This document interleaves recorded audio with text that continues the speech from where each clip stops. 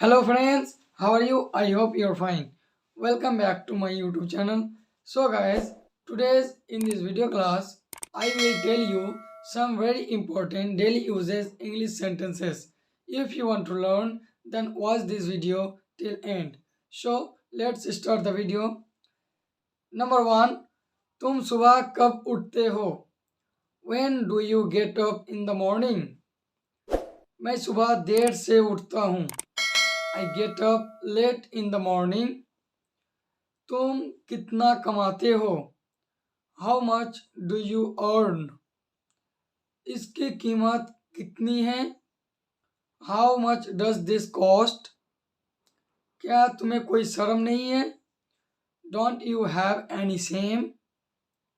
मेरे पास कुछ भी नहीं है. I don't have anything. इसमें कोई शक नहीं है. There is no doubt in this.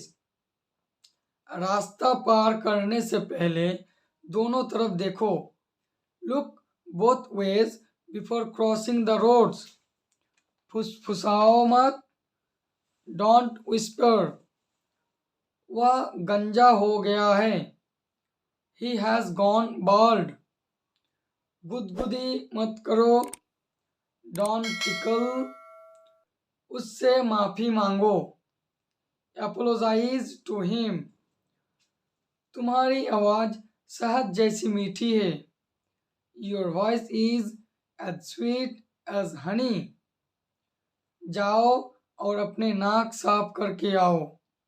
Go and blow your nose. मुझे दोष मत दो.